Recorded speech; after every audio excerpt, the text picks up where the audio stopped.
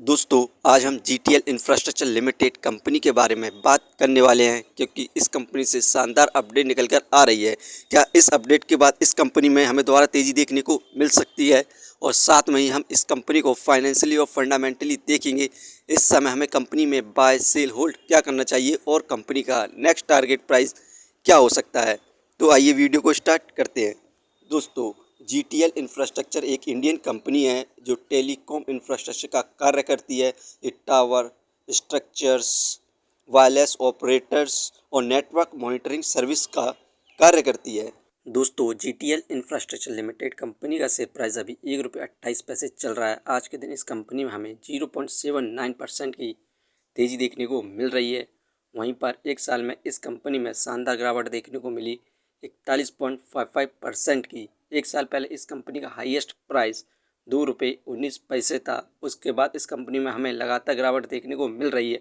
अब इस कंपनी ने अपने सपोर्टिव रेजिस्टेंस को टच कर लिया है, जिसके बाद इस कंपनी में अब हमें दोबारा तेज़ी देखने को मिल रही है। दोस्तों इस कंपनी से जो अपडेट निकल आ रही है उन्हें हम देखें तो यहाँ पर इस कंपनी का जो क्वाड्रेंट का रिजल्ट आया उसमें इस कंपनी की नेट सेल 356.49 करोड़ हुई है, जबकि पिछले साल इस कंपनी की नेट सेल 336.38 करोड़ थी। इंक्रीमेंट देखने को मिला हमें 5.98% का, लेकिन इस कंपनी को नेट लॉस हो गया था इस क्वार्टर 193.47 करोड़ का, लेकिन पिछले साल इस कंपनी की नेट लॉस 214.05 करोड़ था। यहाँ पर अपिंग देखने को मिली है 9.61% की। यहीं पर बात करें इस कंपनी की अबीटा की तो इस समय इस कंपनी का अबीटा 132.14 करोड़ हुआ।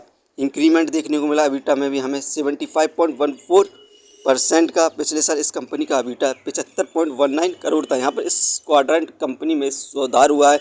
और साथ में हम इस कंपनी को फंडामेंटली देखें तो मार्केट कैपिटलाइजेशन 1652 करोड़, जो कि बहुत बढ़िया है इसके प्राइस के हिसाब से, क्योंकि एक पेनी स्टॉक के हिसाब से इसकी मार्केट है बहुत बढ़िया है। डेप्थ ऑफ इक्विटी 0.54 इस कंपनी पर डेप्थ है। यही कारण है कि इस कंपनी में हमें रेगुलर क्वाड्रेंट में लॉस देखने को मिल रहा है। इस कंपनी में हमें तेज़ी देखने को इस समय नहीं मिल पा रही है। रिटर्न ऑफ इक्विटी 13.86%, ये हमें पर ईयर 14% के रिटर्न्स दे रही है, जो कि काफ़ी अच्छे रिटर्न्स माने जाते हैं। अर्निंग पर शेयर 0.69, यहाँ पर अर्निंग पर शेयर नेगेटिव में, डिविडेंड फ्लो प्रोवाइड नहीं कर रही है।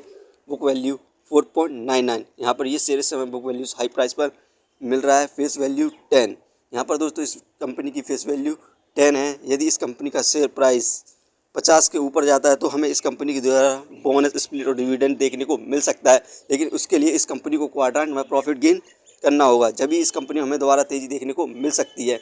वहीं पर बात करें इस कंपनी के फाइनेंशियली देखें तो क्वार्टरली बेसिस पर तो सितंबर 2024 में इस कंपनी को लॉस हुआ 214 करोड़ का, दिसंबर में 210 करोड़ का लॉस हुआ, मार्च में इंक्रीज़ हुआ लॉस 249 हुआ, जून में 232 हुआ, लेकिन अभी क्वाड्रेंट का रिजल्ट आया उसमें इस कंपनी ने अपने लॉस को कम किया 193 करोड़ हुआ। यहाँ पर क्वार्टरली बेसिस पर ये कंपनी अब अपने लॉस को कम करती जा रही है, लेकिन आने वाले कुछ क्वाड्रेंट या नेक्स्ट ईयर में हमें इस कंपनी में प्रॉफिट गेन देखने को मिल सकता है यदि ये इसी कंपनी से अपने लॉस को कम करती जाए। तो दोस्तों यदि आप इस कंपनी में इस समय इन्वेस्ट करना चाहते हैं तो इस समय ना करें, क्योंकि अभी हमें इस कंपनी में और ज़्यादा गिरावट देखने को मिल सकती है। यहाँ पर कंपनी को क्वार्टर पर प्रॉफिट गेन नहीं किया है। दोस्तों ये वीडियो सिर्फ एजुकेशन पर्पज़ के लिए थी। यदि आप किसी भी कंपनी या स्टॉक पर इन्वेस्ट करते हैं तो अपने रिस्क पर करें। एक बार अपने एक्सपर्ट और फाइनेंसर से सलाह जरूर लें।